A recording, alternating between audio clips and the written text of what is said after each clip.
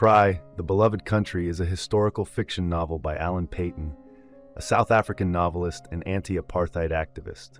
Published in February 1948, just months before apartheid was formally instituted in South Africa, the novel explores the racial discrimination faced by Black South Africans and the social divisions leading up to apartheid.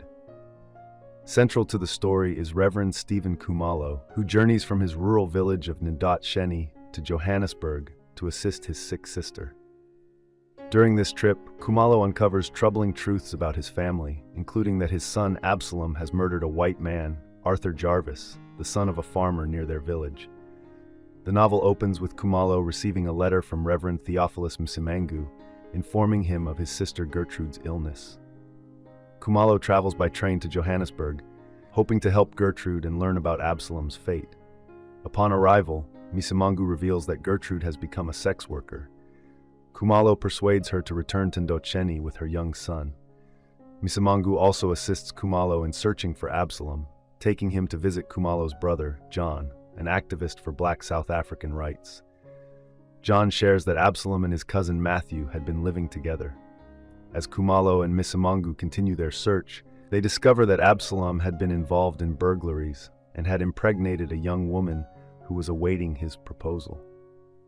Their investigation takes a tragic turn when they read a newspaper report about the murder of Arthur Jarvis, a white civil engineer and advocate for racial equality. It is soon revealed that Absalom is responsible for Arthur's death, and he is subsequently arrested. Kumalo visits Absalom in prison, where he is disheartened by his son's apparent lack of remorse. Meanwhile, John's son Matthew is also implicated as an accomplice. Through themes of grief, racial injustice, and the possibility of reconciliation, Cry, The Beloved Country highlights the deep divisions within South African society, while offering a glimmer of hope for a more equitable future. John tells Kumalo that his son Matthew is only implicated in the crime because Absalom confessed he was present, and John plans to hire a lawyer to defend him. Struggling with grief and despair, Kumalo seeks solace from Father Vincent, who counsels him to pray and remain steadfast. Father Vincent also helps arrange for Absalom's pregnant partner to stay with Kumalo until they can return to Ndotsheni together. He later finds a white lawyer, Mr. Carmichael, who agrees to represent Absalom free of charge. Meanwhile, James Jarvis, Arthur's father, travels to Johannesburg upon learning of his son's murder. During the trial, Absalom pleads that he shot Arthur out of fear rather than malice. Despite his defense, the judge convicts Absalom of murder and sentences him to death by hanging.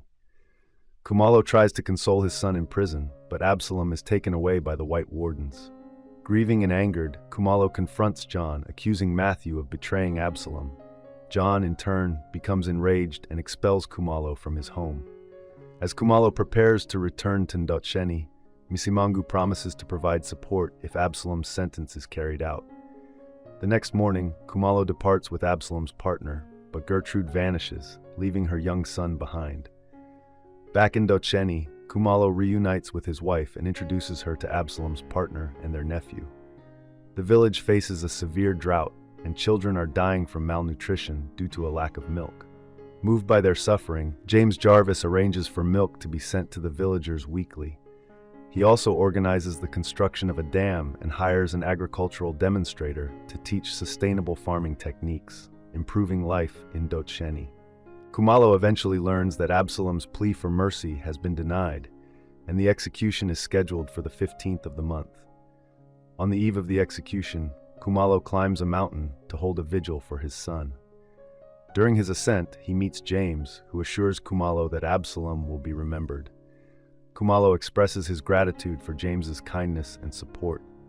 As the sun rises on the day of Absalom's execution, Kumalo reflects on his son's life and prays for peace and reconciliation. I hope you enjoyed this video. Leave a like if you did, and be sure to subscribe. Thank you.